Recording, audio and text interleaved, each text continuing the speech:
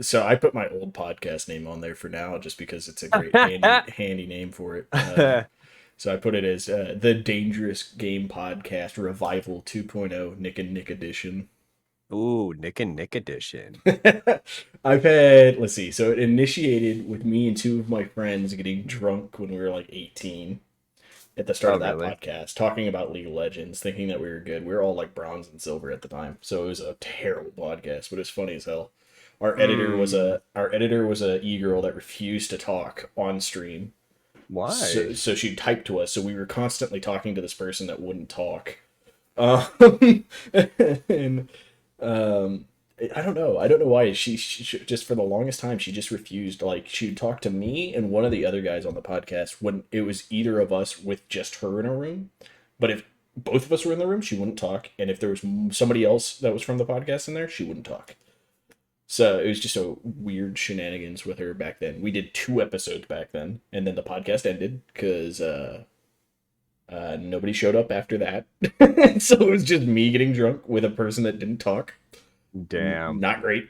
um, Damn. like a year and a half later, I started it up again, and then after like 6 or 7 episodes, my buddy wanted to come on, and so we did like 9 to 12 episodes with me and him. And then he wanted to take it in a different way to a degree, and I wanted to keep it league. And then after that, it just kind of stopped. Ah, yeah, that's interesting. Okay, so hold on. Should We we? need a should we Should, should we get started? well, I mean, I'm already recording and already streaming it, So so it's kind of it's started. yeah, it's the Nick and Nick late night show with your hosts. No, With your host is Nick and Nick. right? It's like Nick at night, except it's Nick and Nick at Nick and night. Nick At night. I don't at know. night. Yeah. It's 7 o'clock for me. But It's 9 for me. It's nightish. But anyways, so topic today is season 12 preseason, and it's probably the only player in this lobby, and by lobby I mean just me, because I'm pretty sure you haven't played season 12 at all. You have probably not not. played season 12 at all, haven't you? Well, a little bit. I've played a little bit. I haven't played a lot. I've played like 4 or 5 Trumbull games, a couple of other games where I trolled Dom, but other than that, I haven't really played that much. Trolling Dom is probably the best thing ever. Oh, it's fun. I It's mean, he fun. was starting to get really fumey, but also like with my trolling, it got made worse when we had multiple people who were just super toxic. Because before I would start trolling, by the way I was trolling, I was just picking champions I've never played, so I was just fucking around. I didn't give a shit. Right. It's preseason, like nobody should care. But Except in ranked, maybe, but like no. in the first game No. that I was trolling, we got a Vex who was 2-10 by about 16 minutes. She had half our deaths of the team, and was hard flaming me the entire time. And it was just funny because Dom was getting mad at the Vex, and I knew he was getting mad at me because I wasn't doing anything, but I didn't give a shit, and it was just bad. The next game, I first picked Warwick, and I was like, "Yeah, somebody said he was OP." And he's like, "Who said he's OP? He's so bad." And I was like, "Ah, yeah, somebody said he's OP. It's fine."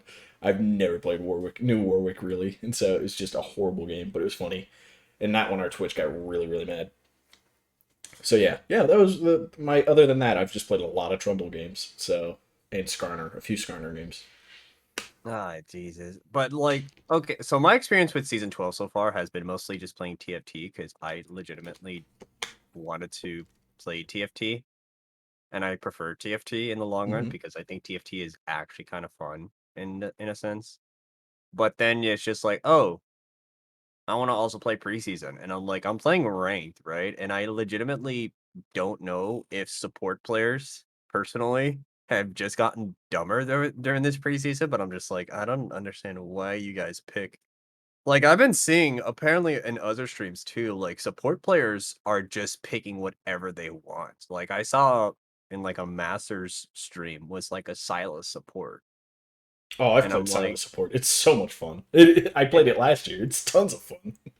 yeah, but then it's just like how if you lose lane, you can't say it's your ADC's fault when you pick a champion that But can you? if the ADC ends, but if the ADC is trying to win the lane, and then I don't know, maybe I'm just being a little bit ADC biased, but like I don't know, like, but it's really okay, the only thing I hate about preseason. Okay, I'm gonna start with the cons of preseason, and Okay. I think that's a good place to start. I hate the two new dragons. I legitimately hate them. I hate the Chemtech dragon, the one that gives you the invisibility in the jungle. It is so fucking stupid. So I don't so understand how that.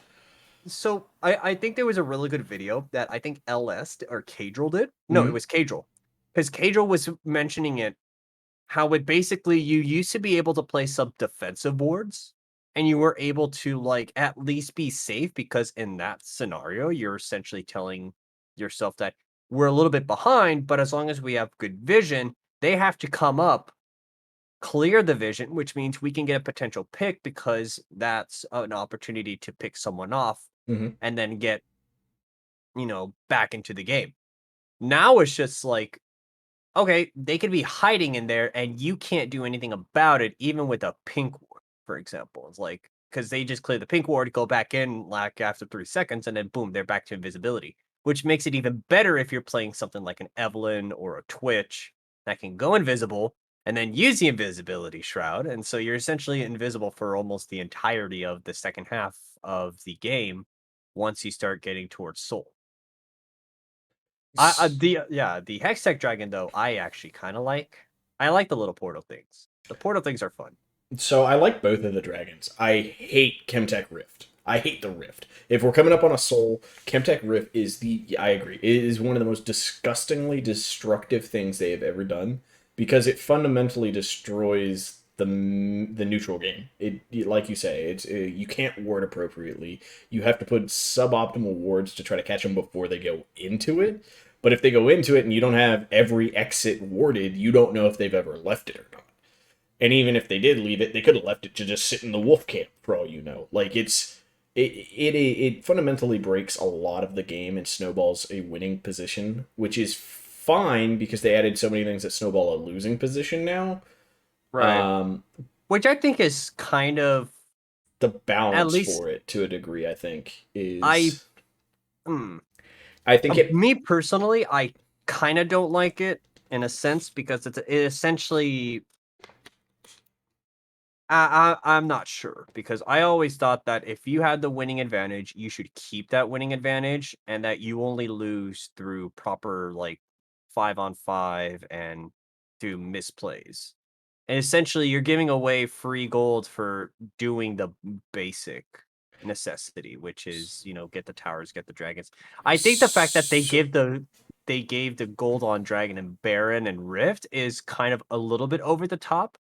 I actually don't mind the bonus on the towers. I think I that's something. I mind on the outer towers. I think inner towers is fine. Inhib towers. So inner and inhib, I'm perfectly fine with both of those having bounties on them. But the outer tower having a bounty, even if it's lessened, is still insane. Because me and my buddies were talking about that at the beginning of it. Is so each person is getting this bounty for you killing this tower. You're getting Right, the local gold. Your team's getting the overall gold for the tower, and then everybody's getting that bounty. And that bounty is 200 gold split up right, 5 people getting 200 gold. That's $1,000 infusion into your team, plus the normal amount that you get for the tower, plus the amount you get for being in close proximity to the tower. So so you're yeah, getting an because if you look at insane the math, boost. That's as right. much. That's more than you'd get for getting all of the plates on the tower. So in one lane alone, you're looking at, let's say, what it's 200 per tower Yeah. So it's 200 per tower. So one lane alone, you're looking plus at 1,000 for your entire team, just basic. plus whatever you get for. No, it's 200 flat, right? There's no extra bonus. I thought so it's 200 is the bounty. The bounty itself is 200, and then the tower I think is 150, uh, which is then given out as I think that's how much everybody gets. So everybody's getting 350 gold, and then and whoever kills it gets the close proximity to a tower. You get I think Right. an extra 50. Um, So 350 overall. We'll keep it at that. I'm just doing the math, and then we have what, 9 towers before you get to the inhibs? Yeah, one, yeah, two, nine three, towers. each nine. So inner That's towers and three. Yeah. inner and inhib give you 400 each. So just outer towers. So say you get all three outer towers when you're behind. You're giving each person A grand total of what is that? That's 700. That's 1,050 a person without calculating the proximity gold. So if you get all three while the bounty's up, that's 1,050 a person. That's over 5,000 gold going to your team. How often do you have a 5,000 gold lead that swings it that back? Because Right, if you can break them, if you can break them all at the same time, it might that's just be yeah. better strategy just to tank the early game, let them beat you a bit, and then take scaling champions that then push them out, take their towers, and win. Right, because that's essentially almost a 31,500 gold swing. And that easily changes the pacing of the map because now it's just like, okay, we have all their towers down. Great. Oh wait, they're late game. It's a Cassid and Fiora, for example, and they have a really good wave clear with the 3-man. Mm-hmm. Fiora just split push, especially with Hullbreaker. Oh yeah, Oh god. so And Hullbreaker. especially yeah, Hullbreaker is a good item. I'm not gonna Mm-hmm. lie. Hullbreaker is a good item, but the way that the map is going, especially with the teleport changes coming up, I think that's another huge thing that's gonna be an issue for season 12, is that you're gonna be seeing a lot of these Yorick, Darius, Nasus, and Fiora players. And a lot of these top laners are not, and a good teleport. I understand teleport is overpowered in a sense because it can swing the momentum of a team from the early game to the mid game transition, which I think is arguably the biggest impact of a top laner, especially if he has a team fighter like a Kennen or someone that can provide a good massive amount of, oh, as I hit my mic, a good massive amount of AoE and CC, like a Malphite, for example, that can come in, hit that level 6 and just come in and just destroy a team fight like at a dragon skirmish. Yeah. But now it's essentially you're telling the future players teleport isn't viable. Teleport's only going to be used when you have to stop a dive. But if you do that, now you're essentially putting yourself behind because you can't teleport behind and make a play. You have to teleport in defense of a play. So there's two really interesting things to note about the teleport change along with the changes that they're making now. When we look back to League of Old, the last time that they gutted teleport, we just saw a lot of lane swapping and a lot of split pushing happening. In both in non-pro play, and then in pro play we saw a lot of the lane swaps happening. This is something that happened a ton because your top laner was kind of useless. So there's this possibility that the top laner is now going to be that secondary jungle again, where they're just roaming around the jungle and trying to make plays early on. That Um, was like what, season 4? Was the Season last time we saw it? five, I think, was the time we saw that. Season five, No, somewhere around there. season 5 was lane swaps. I remember that because Yeah, and CLG that's where yeah, the that's top where the laner whole followed the CLG jungler around for a while for the first like half of their clear, and then would go down to that lane. that And was season 4. Season 5 still had lane swaps, but mm, I think it was a little bit easier for solo laners to get farm. uh, maybe I don't I'm not know. I 100. mean, a lot of those old seasons end up blending together for me at this point. But Yeah. either But I way, remember season 4, yeah, season 4 was kind of we that way. at that point the way they broke that out was that they made teleport a bit more useful again. They unnerved teleport to a degree. You could start doing some stuff with it again. And the problem is when teleport's not in the meta and not allowed to be used, you end up with a lot more individual and selfish play, which can be good for like solo queue environment. Like some of the problems that solo queues had over the past couple of years is that there hasn't been enough individual play making potential. Because they focus primarily on like team oriented game and trying to Mhm. get you to rally behind your team, even though we all know in hindsight that that is probably the dumbest move in all honesty. Because you're It, essentially saying, here's 4 random strangers, good luck, kind of a thing. Yeah, and they didn't have any proper incentivization for it other than like the fact that, at soul you lose the game.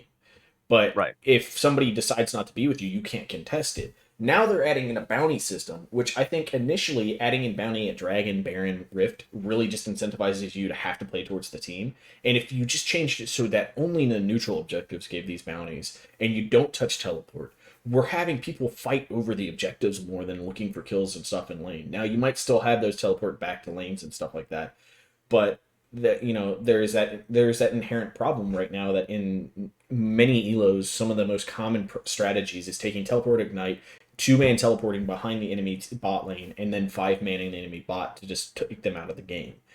Right. And what do you generally lose? Mid laners can't push nearly as hard usually nowadays, and if they do, they don't generally get nearly as much. Top laners are back to being either tanks or fighters, and not usually the split pushing ones because some reason the Trundles and the Tryndamirs and the folks that go the Hull Breaker haven't been nearly as popular. But now we have bounties to try to incentivize that to a degree. But the bounties pool in so many different ways that because of with towers, there's so many different strategies that are opened up from it, which is good and ultimately also bad because it also just regeneralizes the game that they've been trying to structure around one specific playstyle. They've been trying to force us into this idea of we work as a team, and now they're branching us out to these options again after a lot of the new infused players have never had this experience. So we're now going to have a lot of people that have no idea how to play this season, and I think ultimately it's going to make this season a huge bust. Like it's just going to go so badly because of it.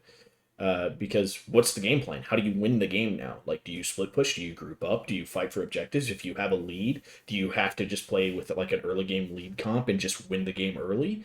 Like, because a scaling comp versus a scaling comp, the one behind I think has the better chance of winning at that point because of how we just said you have so many more options of how to get back into the game.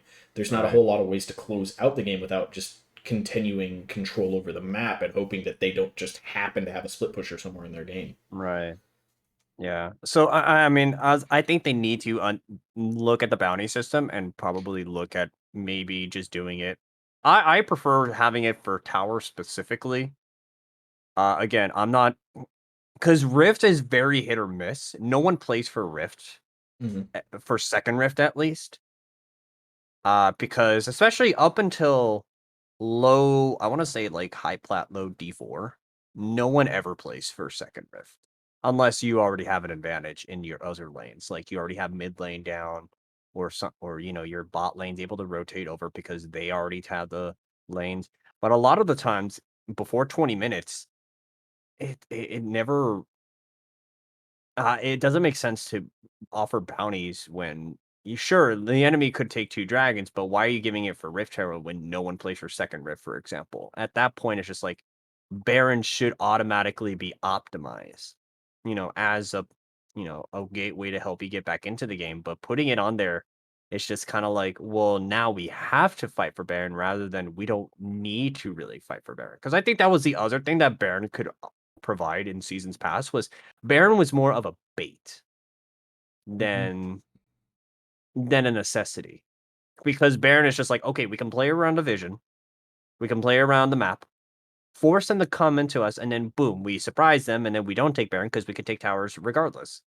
But now it's just like, especially when I mentioned the Chemtech dragon, that is just that those two combinations itself is already disgusting because you can't set up defensive vision, which essentially means like you're running in blind.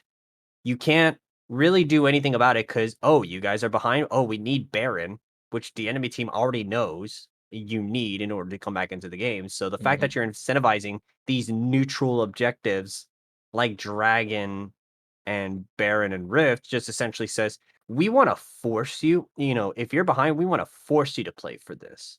And it's just like, no, you shouldn't, because sometimes that's not the best way to win, because teams do lose if you try to incentivize towards playing towards the objective.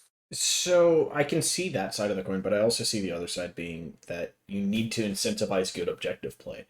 So teams that are just sacrificing objectives and letting the enemy team kind of push it out, stalling out doesn't generally pay off anymore. There's not really a way of paying off unless your opposing team is going to mess up. But that being said, if they're putting these bounties on there, this also puts pressure on the team that's ahead to have to protect that objective. They can't keep pushing all the time. And if you know that that has to be the way, then what you have to do is you have to take a risk to put that vision around that objective so that you know when they're starting it so that you can start trying for other things. So you have the tower bounties and stuff like that. So if you have a strong solo lane pusher, you can force them away from the objective to keep pushing, or you can group as five and just go to the other side of the map and get two towers, get some gold back in your pocket. Um, so there's other optimal plays to it, having both objective bounties on both of the types of objectives. But I think the biggest problem is the generalization of how do we, you're still looking at having to force solo queue players to understand macro game, right? Like Right. majority of them, that is not something they do. You get up to like, I've met many of people that are in high diamond, masters, GM that are one tricks on a champion, and their macro game is terrible. Oh yeah. They have no macro.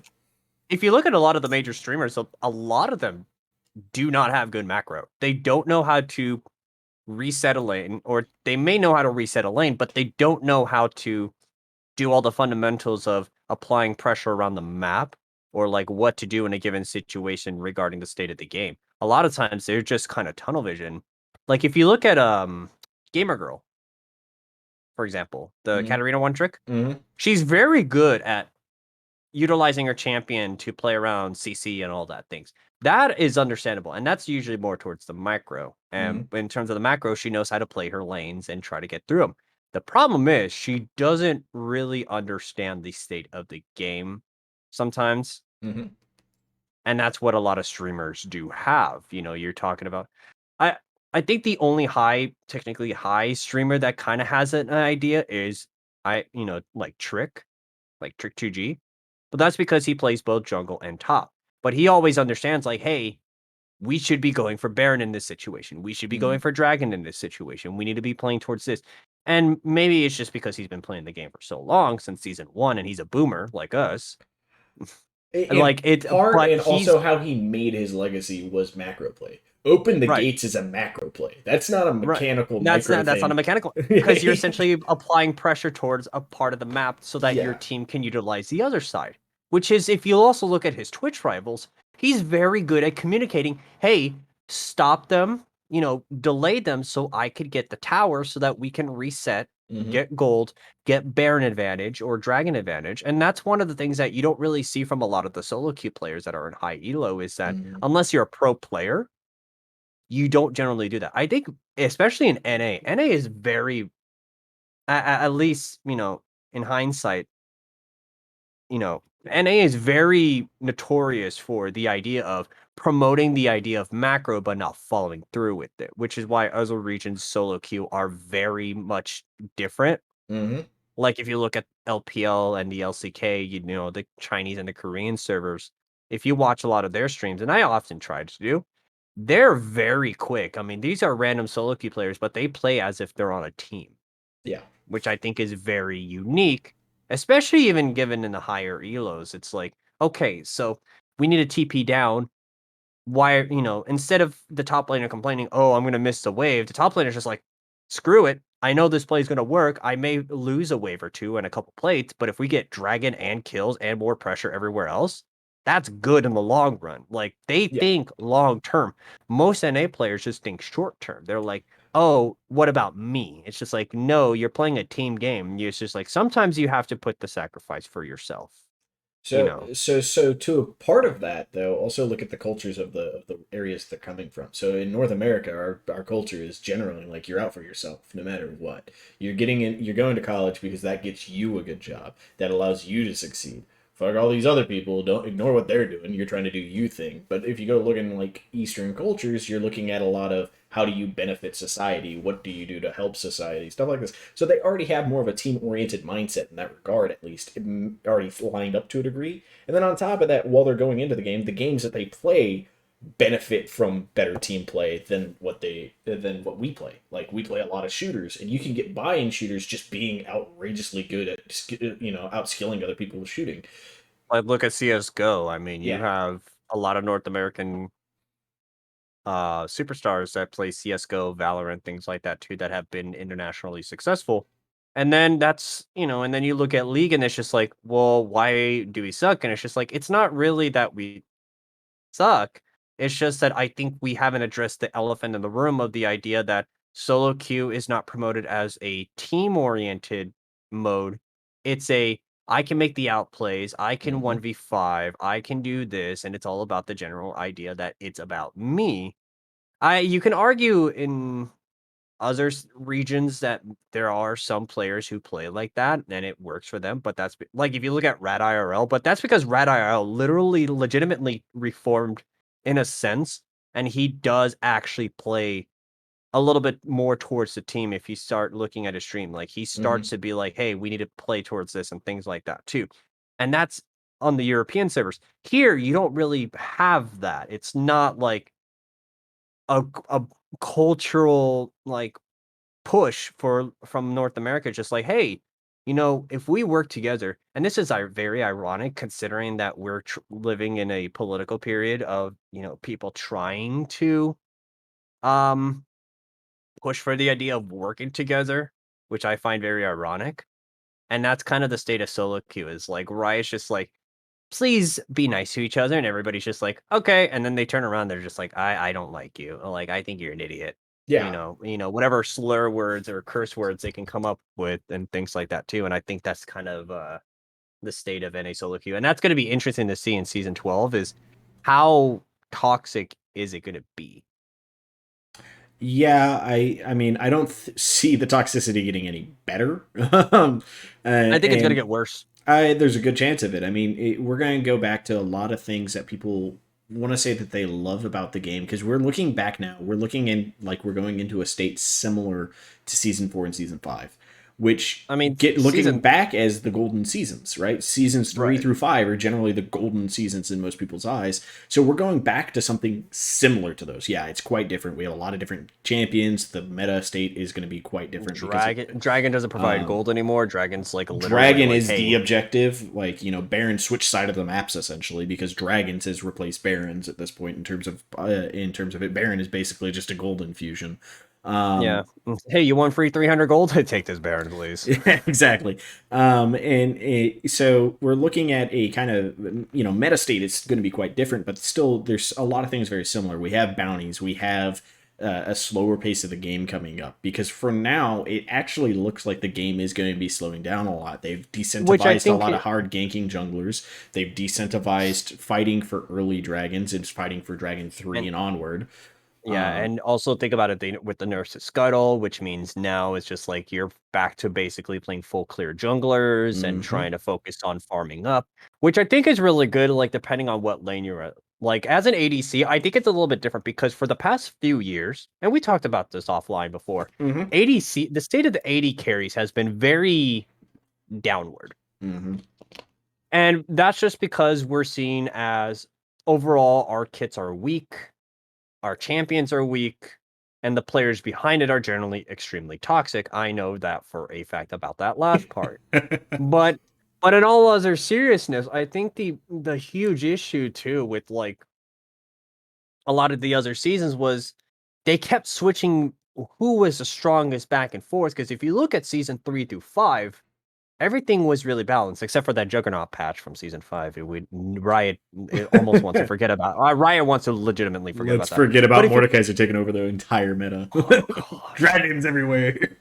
I still remember that TSM game in Worlds, I think, where they got Dragon, and then they're like, okay, we had, or not, they had the Mordekaiser with the Dragon, and they got like 2 free towers out of it, like Yep. from the first Dragon alone. I'm just like, damn, Or right. Darius Balls playing Darius and getting a pentakill. The D2 meme is still real,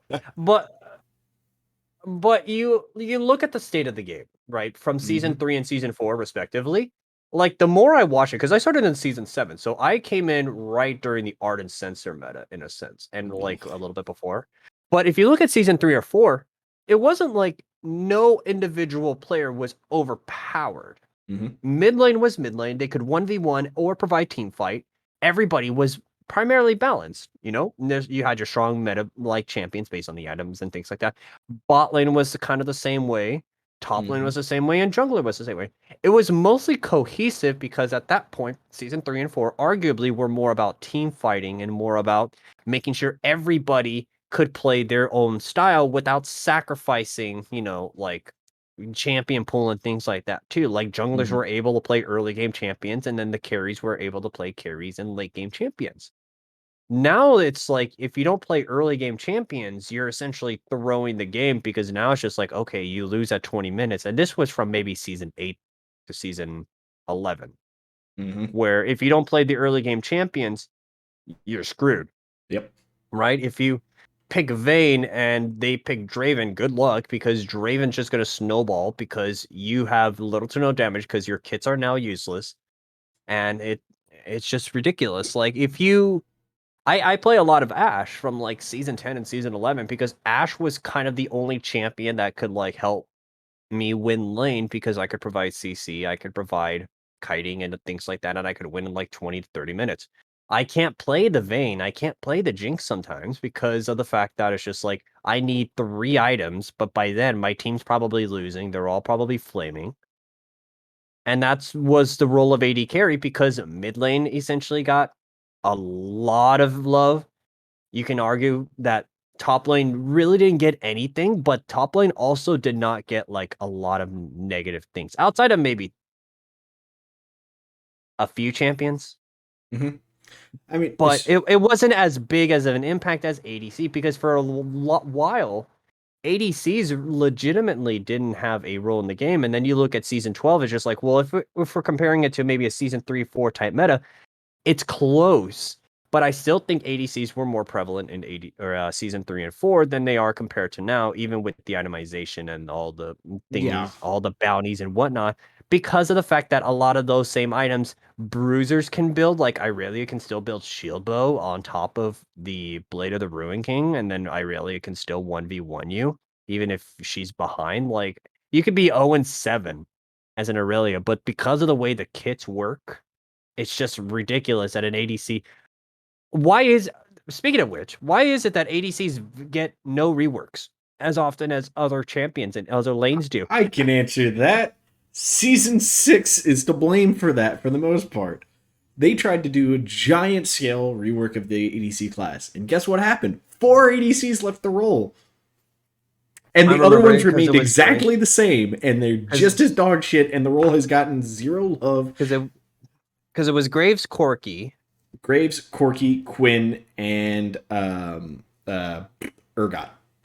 yes, I All remember gone. because Urgot, all Urgot gone. got turned into a bruiser, and all of them are gone. Not like Yeah. Urgot was being played as an ADC much, but he was starting to. People were Season starting to play 5, him. yeah. Because if you look, I think it was season 5 MSI that he Yep. was, that he was play or And he started yeah. getting picked as a mid before the rework hit. But that was mostly as a counter pick. Yeah, as a counter To pick to Zed, to yeah, Zeds to and like, other AD assassins if they popped up. right. But I he was mean, so close to being played in the bot lane because of how mhm. his kit worked. Yep. And the Because I problem, remember he that. had a problematic kit, which is fine. That, yeah, I mean, as an Urgot main back then, I can honestly say yes, it was very problematic. I land my E and you're dead. It's just how that worked. But you changed him, you moved him out. But the other 3 champions that they then changed, which were supposed to change their identity in the bot lane, they didn't see the consequence that they could go to another role because not many people changed roles anymore. I mean, when we were looking back at those seasons, some of the reason those seasons had such prevalence of being so great was due to the fact that this was the community discovering how to play the game. We Right. were the ones setting the pace of the meta. We were the ones setting the pace on what was going on. Riot may have been buffing and doing some small things here or there, but they were tweaking the game. They weren't really deciding how the game was going to be played.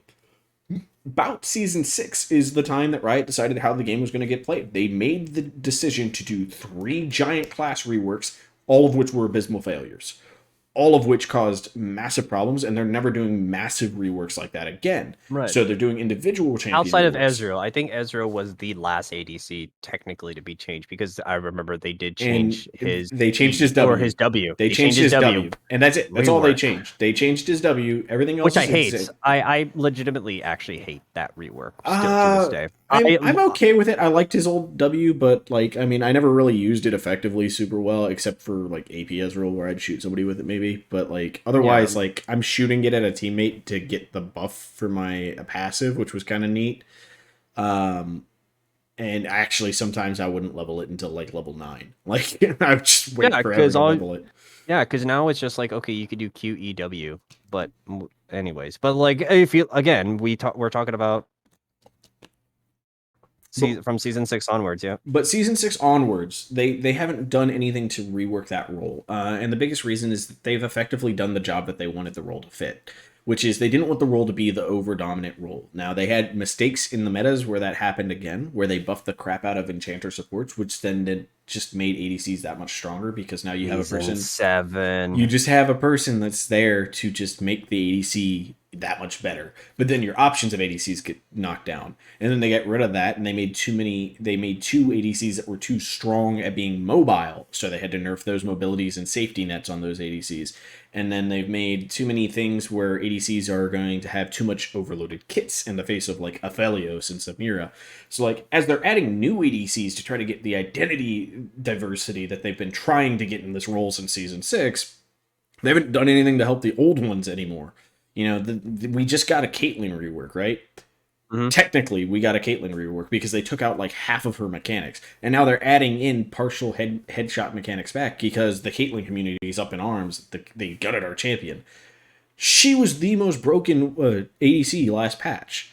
She Oh, abused for lethal sure. tempo so much, but she didn't Oh, for play sure. identically because there wasn't animation cancels, there wasn't certain things. So, I mean, we're going to run into where nobody's going to be happy with everything. But ultimately, where ADC is now is in a lot more healthy of a state than we look back to for Season 3, Season 4. I played in Season 3, Season 4.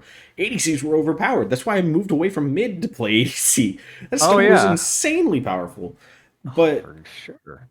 now we're looking at a situation where we're having to find a way for Riot to start taking their hands off the wheels so that the community can rebalance it. But they've already put themselves so far into the driver's seat that they can't. They have to start figuring out ways to slowly make it healthy on its own so that then the community could potentially take it over. But they don't like that because then, hey, if the community takes it over, we might get another tank meta, which could make the viewerships drop, blah, blah, blah, blah. There's too much money for them to lose. But viewership has arguably already been dropping. So it's just like, what can you do? Because nobody likes watching the LCS. Yeah. If you look at the numbers, nobody likes watching the LCS right now because of overall just the state of NA. But and then it's just like, well, how do we get? I mean, Worlds production, or I mean, Worlds has gone up. That's not the issue. I think if you're talking about viewership overall, more people are Mm-hmm. starting to watch the LPL and the LCK because there are better players over there. Even if it's for the LCK is slower paced, when they team fight, it looks fun. When the Yeah. LPL fight, it looks fun. NA is just really good at like saying we're gonna be proactive, and it's just like, no, we're still gonna be slow and boring. And the same thing can kind of be said for the EU for some teams, and some are kind of like the LPL teams. But again, it's this Mm-hmm. idea of, is the tank meta quote unquote really boring? And for me, it's just like, not really, because n- half the time I don't even like watching the laning phase Yeah. because it's just like, regardless of if it's a fast pace or not, it's just like, because nobody's going to play aggressive in the first 15 minutes anyways, unless they get like a really good solo kill. Yep. And It's all about, for me, it's all about watching the team fights because that's where the action is. So if there's a 5-on-5 team fight and it's a full mm-hmm. team fight comp, like with the tank and all that stuff, I'm rather watch that than watch solo kills half the time because it's just like, okay, cool, you solo killed him. Like, it's because it's a carry v carry, and it's just like, well, you won the game, and we already know who won, kind of a So thing. I think what's going to end up happening is because Riot also wants team fights, because for that exact reason, team fights are a lot more fun to watch. NA teams are averse to playing in team fights because most of them suck at team fighting. The few that are good at it are the ones that keep going to Worlds and then losing to the better team fight teams because they're not practicing against other team fight teams. And then they don't want to play against the most competitive competition here in NA because then they're giving their secrets to the other persons. And, there's too much worry about if the other teams learn how we play, they're going to take it and they're going to beat us now. And it's not about growing as a region as much as it is we're looking only out for our teams here, our individual team. Uh, so there's that problem. There's the identity of should we be fostering new talent or should we just be buying proven talent from other regions? There's the problem with the fact that the disparity between top team and low team in NA is almost as bad as the disparity in LEC. LEC just doesn't have money as a region majority. Outside of Fnatic, outside of G2, and now Right. Vitality's putting in money, but that's because they have money from other games Yeah, that they're able yeah, to. yeah. Vitality is basically one of the very few teams that you can argue that has money because of their success elsewhere, and then they're Mm-hmm. like, "Hey, we actually are getting more successful in league now. Guess what? Boom, done." Rogue starting to get some of those things together to a degree. And so, like, LEC's starting to build up some of that money, and their casting talent's becoming more unique to themselves. So, I think in the next couple of years, LEC is going to be. I mean, I already enjoy watching LEC because of their casters for the most part. LEC casters are Uh, fun, but although there is the news about Cadriel, though, yeah, possibly not. Cadriel's not going to be a caster potentially. He could go to be an analyst, supposedly. Boop-a-bum. No, but Uh, like, yeah, it's just an But interesting state. so NA has a lot of problems within its own state of it, right? Do we continue to try to foster talent? Well, what's the benefit to the teams right now? Well, the teams don't have any draw benefit from it immediately, and there's no proven tangible evidence that if they foster this talent, they're gonna get good enough to start competing at Worlds. Because so far, no NA talent has proven they can compete at Worlds. Double Lift was supposed to be that. Bjergsen was supposed to be that. And neither of them did that. But I could argue though that I don't primarily place the blame on Double Lift. Like, I'm not trying to be a Double Lift fanboy. But like, if you look at, I think season 5 was the first time he ever went to Worlds, and like, mm-hmm. they just got. I mean, he had a very weak mid lane. Yep. He had a top laner who was past his prime. I'm talking I think it about was. Oh no, Darshan. No. Darshan was still in his prime at that moment. Okay, Darshan was still in his prime. But who was his jungler? Was it Dexter? Oh no, it was Xfinity. Yeah, so It it's, was it it's was Darshan, Xfinity. Xsmithy. Did they have Pobelter. POB? They had Yeah, it was POB, and then Pobelter. it was Double Lift and Afro. Aframu. Right, that was season 5. That was the first time he ever went to Worlds. And that was a really godly NA team overall. Pobelter was still in his prime at this point, but he was still And they very were young. But Xsmithy was still really, really good. Darshan was in his prime. The meta was suiting Darshan. The problem is right before the patch changed, the Worlds patch hit, the ADC meta got shaken up a little bit. And he didn't play well in that new meta. It didn't work for him. And then the team started having functional issues. And so they bomb out of it. Right. He and Bull Belter leave and join Immortals the next year. And that's where they make the Immortals super team. Or Right, was it him that moved to... No, he didn't go Immortals. No, He went to... Pobelter Pobelter went to Immortals. Double Lift went to TSM. So TSM made their super team. IMT made theirs. IMT was arguably way better, and Pobelter looked even better on this team with Xsmithy and Pobelter on... Or no, Reignover, Huni, Pobelter, I would argue that Turtle, and Huni, Adrian? yes. Huni, I will argue 2016 Huni through Immortal's Chances of the World. Yep. Yeah. I mean, but then you look at TSM, and they didn't look good at Worlds at all that year. Like they looked like, okay, cool. You could beat the lower region teams. No, their big issue. Yeah, their big issue was they were 2-1 because they had beaten the Samsung Ozone, not this Ozone. Was it Samsung Galaxy? I think it was Samsung Galaxy. That was the first year they were Galaxy. Yeah, they beat the SSG team, and then they beat, I think, the Splice team. Their issue was that they could not play against the LPL, because they got placed in the same group with RNG, and that was when RNG was like really good because they had Uzi, they had Mata. They had the better Double Lift team. That's what they had. Yeah, they had the team Double Lift wanted to be on, but with a better version of Double Lift and a team that played better around their carry. And then also, I think they lost a second time outside of the Victor Double Lift moment, but also I think it was the fact that they switched supports, because remember, I think SSG also had 2 supports.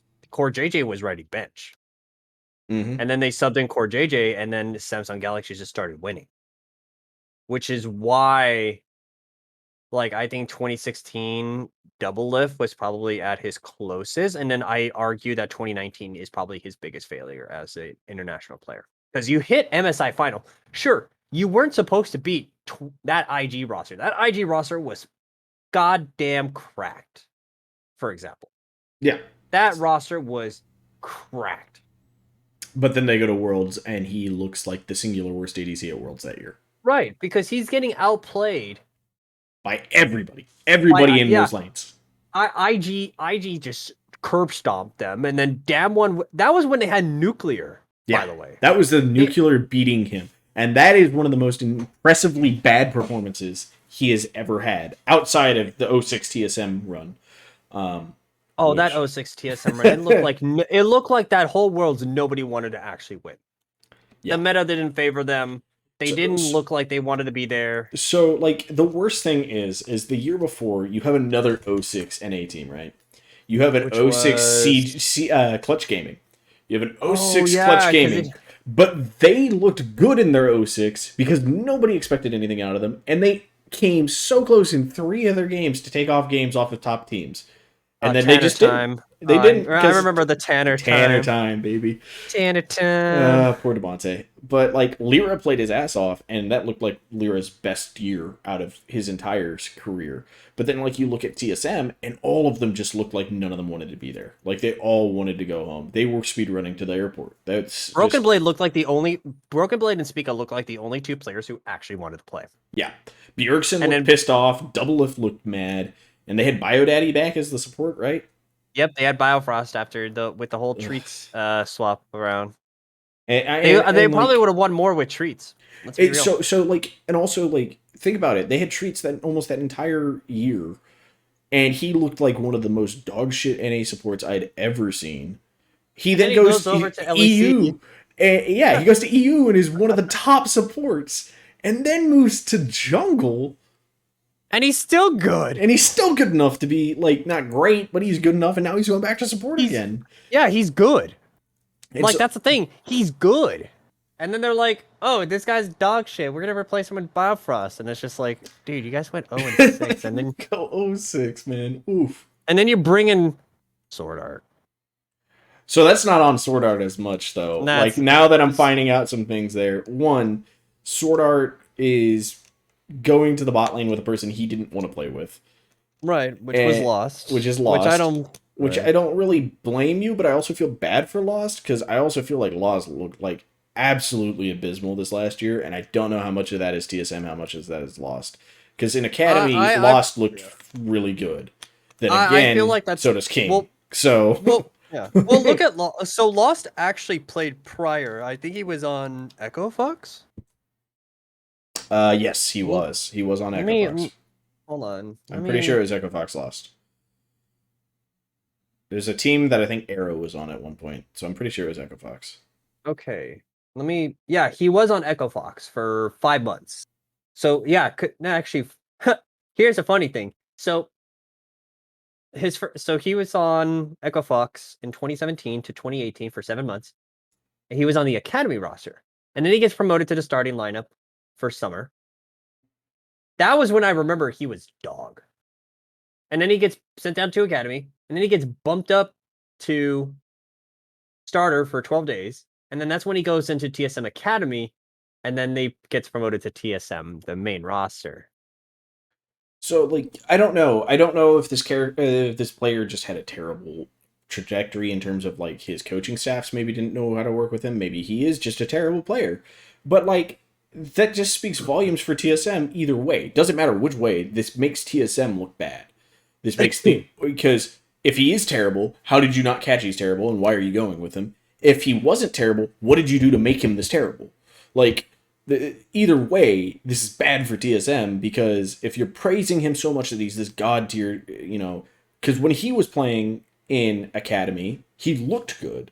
He looked relatively good, and then he comes in with arguably the best support in the region outside of Core JJ, and both of them looked like they were just playing for Who had just made a world final too. yeah, and it looks like the two of them were just playing, at some type of amateur league at this point. Like, Right. honestly, they made me hate Spica that split. I thought Spica looked like crap on that team, but then like when you go back and just rewatch all those games, you realize, oh no, their bot lane's just atrocious. Oh no, PoE's just playing like a monkey, and Huni's doing Huni things. Like, yeah, you can't really expect anything else out of the man. So it's just it's some questionable stuff there. But like, if we're talking about like as a region, this just also re-incentivizes. Do we go off of this unproven talent? Because Lost is technically like unproven talent, quote unquote, for an NA. He's the guy that two teams have taken a gamble on, and it did not pay off.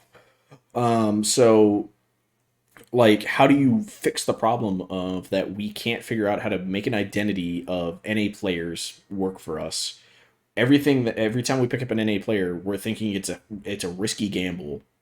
And even without NA players, we can't win worlds. So like, you know, as a org owner, you're looking like you're in a sticky spot. As the commissioner of the NALCS, you're in a sticky spot. And as a player, you're in a sticky spot. This is a region that fans are starting to hate to watch because it's boring. The players look like crap. You go to Worlds and they don't have any real shot, it seems. Arguably, people are like, yeah, these are some of the best players in the world. And even people from other regions are like, yeah, they're really good in scrims. And then they get on stage and they look like they're 3-year-olds trying to figure out how the mouse works. Like, we're just you're in a horrible spot for NA at this point, and they're you'd think there's nowhere but to go but up, but they keep proving that there's a digger they can dig a deeper hole somehow every year. Um, Yeah, NALCS. Except for Team Liquid. Team Liquid actually looks good. Team Liquid looks like they should be world But contenders. my biggest concern is how does Bwipo come back to top lane after the whole drama situation from last Worlds? But will be fine. He's fine. Yeah. It's Have Bwipo. you listened to some of the in-houses, by the way, for team for like the core JJ? No, I hadn't. I hadn't watched or listened to any of it yet. A lot of the comms is like he very seems in communication with core JJ, which is already a good start. Yeah, Because Whipple had that whole controversy during the off season situation, and he sounds like he's in a good place right now, which is good because Core JJ I think is an absolute fucking gem of a human being. oh yeah, 100%. Oh yeah, I mean, yeah, you and haven't. I'm literally in the time of my life just like finally I can root for TL again too because like I was a huge Cursed fan back in season Oh 5, man, the curse. the Curse, yeah. And I was just like, man, maybe someday. And then they were like Team Liquid. I remember the Piglet signing from Team Liquid. That was the Dude, biggest roster move. so every time people sign Piglet, so as much as Piglet has fanboys, I have been Piglet's biggest adversary, like advocate for just don't sign this man anymore. Please let his career He's die. toxic. He's toxic. Everybody's He's like, oh, he's not basically toxic. He's reformed. he's basically Dardoch in the ADC, except He doesn't have he hasn't had the skill since Worlds really to prove it, and everybody's like, well, look at this season, look at that season. They got like second in the normal season here. Yeah, cool. They took fourth in playoffs again.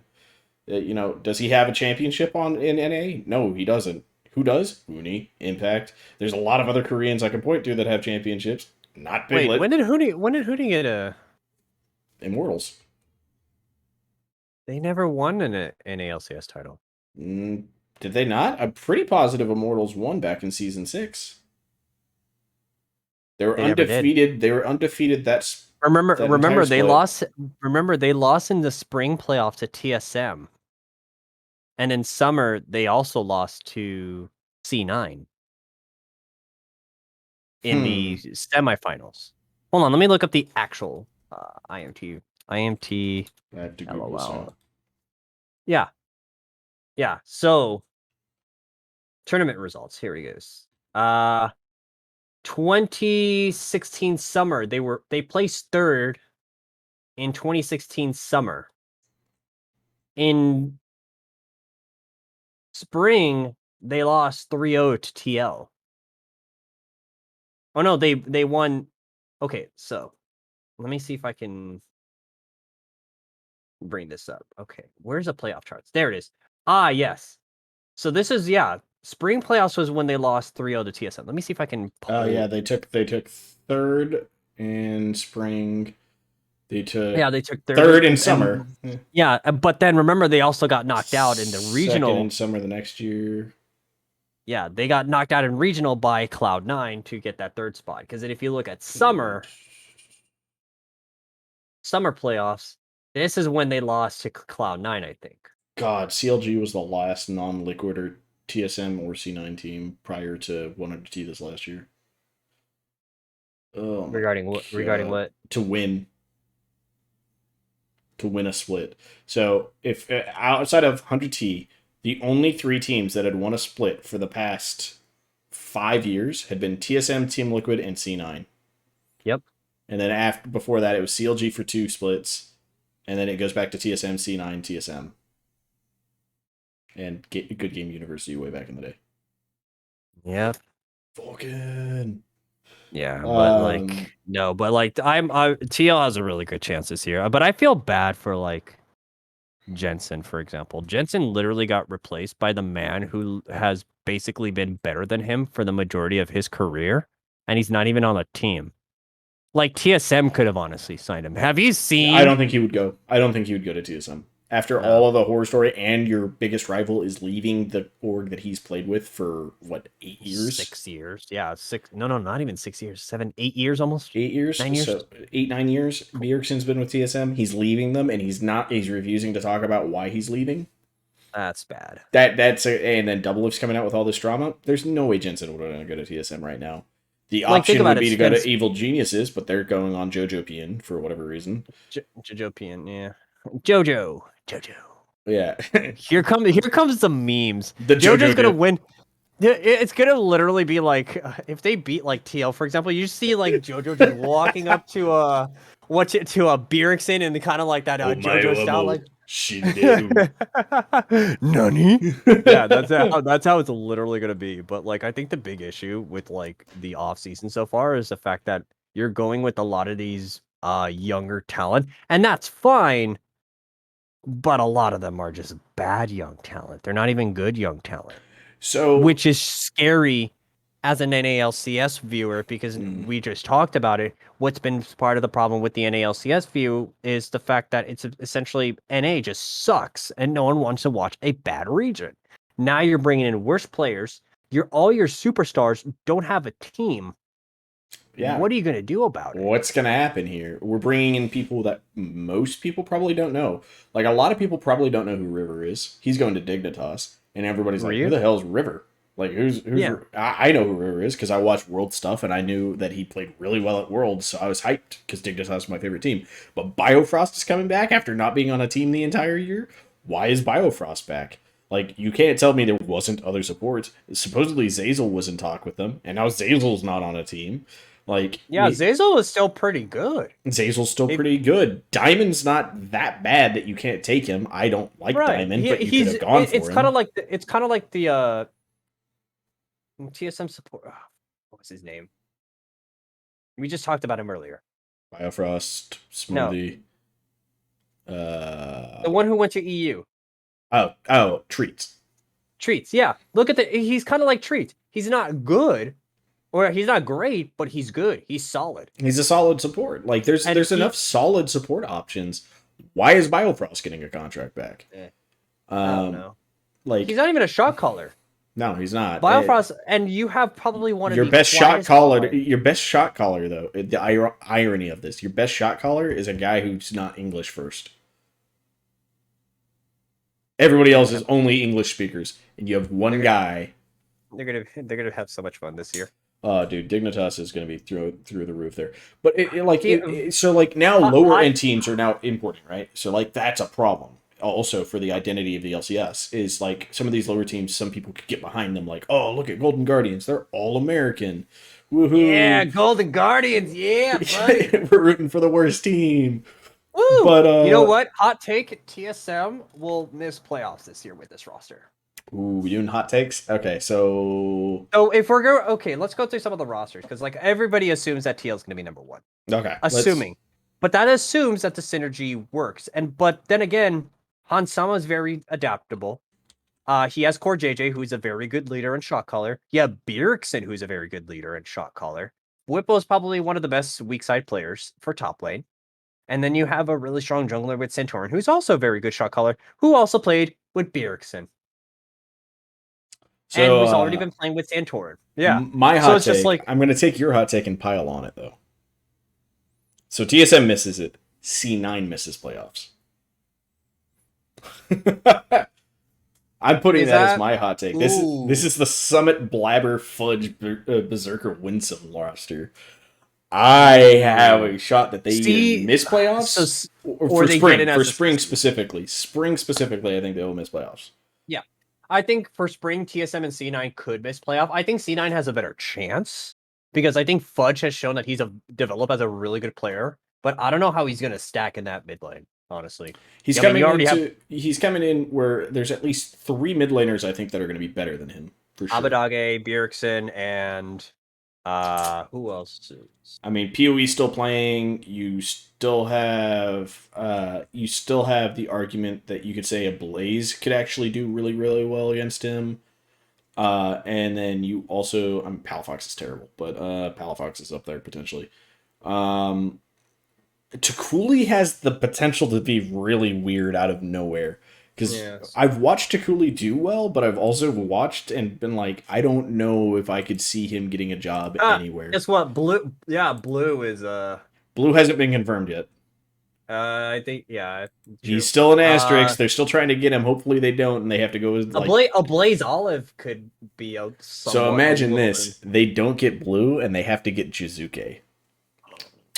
The Italian Stallion, baby. Fake God, River, Jizuke, Neo, Bio, baby. Let's go. I'm down with that team. Imagine Sven being Cloud9 Academy. Oof. Big oof. Oof. I'm surprised he hasn't asked for a trade. Johnson Afremu are back, dude. I'm hyped about that duo. That's gonna be a great bot lane. I'm so hyped for that one. Danny Vulcan is nutty to me, dude. That's so nutty. Oh, so good. But yeah, I really think so. If you look at like tier list of all the possible teams, I'm gonna make a quick tier list. I don't even know if it's even a hot take to say TSM misses it. That roster looks like they should just miss. It looks bad. Of course, I'm gonna put. So here's the thing. I'm gonna put because I really think 100 Thieves also have a really good chance to take top spot. I think it's that close because they already have a lot of synergy. They're coming off a really, even though they didn't make to knockout stage, they played really well at Worlds. Like they took a game off EDG and the other team that was in their group. The really hard difficulty that people said that, or they won against SKT. No, SKT, I think. SKT. Yeah, they played really well against those teams. Yeah, they did. They had, I mean, no matter what group an NA team got tossed in this year, I think no NA team reasonably should make it out. The only one, Team Liquid was the only reasonable one to make it out, and they almost did. They had, I felt so bad because they were so close too. Like they were very close. Yeah, they needed that last. If they got paired against either of the other two teams, they would have made it out. I think 100% they would have made it out. But who did they have to play? They had to play against LNG, right? No, they played against. They played Genji. Genji, and then that's when they lost to Genji in that tiebreaker. Mm-hmm. If they had to go against LNG, I think they win. If they had to go against Mad Lions, they win. Like Mad was already on the downfall. It felt like so. I think that either of the other two teams, Team Liquid was just more consistent and would have beaten them, but Genji was the other most consistent team in that group. So they just had a rough matchup there in the end for them, and then the draft really was not favored to them. So if you're going against just as a consistent team, it's rough. But I mean, if we're looking at this year, top two teams are easy to pin out: 100T, TL. Those are the two everybody's going to call for 1 and 2. Who is it going to be? It could be either or. Right. I think tossing into the third place race is where the fun really gets to begin. Oh, a lot of people, yeah, because like there's no clear third place team so far. The one that people want to say is going to be, and I can tell you, everybody's like EG, 100% EG. But I think JoJo's going to come in, and I feel like JoJo's the next Golden Glue, dude. Everybody's hyping him up. I feel like this is going to be Golden Glue 2.0. Like, I don't know. There's no Swole Brothers, though. There's no Swole Bros. Yeah, there's no Swole Bros. But I mean, you're tossing Vulcan onto a very aggressive and young roster, and I want to. Dude, it's Team LPL. I am putting EG as my third, just because I love Vulcan and Impact enough, and then Inspired's a dope as shit jungler. So like, I outside of my dislike potentially for JoJo over Chizuke, I think this roster is gonna make third. Oh yeah, I think they have a really good shot at making third. They could possibly get fourth. My spicy pick for fourth, FlyQuest. I'm putting FlyQuest number 4. I want to know who you have at 5 and 6 then. Oh, 5 and 6 then. All right. So going into If you say CLG, I swear to God. number 5 is not CLG. I'll tell you that Okay. much. Number All right. 5, I am putting either. See, so for me, I think number 5 is probably IMT. I think IMT's team actually got a lot stronger, and Xerxes looked really good. You're putting a more consistent mid laner there. Revenge looked pretty good as long as he got resources. So with PoE being a more consistent mid, I think you could do that. Turtle Destiny could be a much better bot lane potentially. So I'm putting IMT at 5. And then at And then 6, I am putting the I'm putting CLG at 6. I mean, you do have contracts.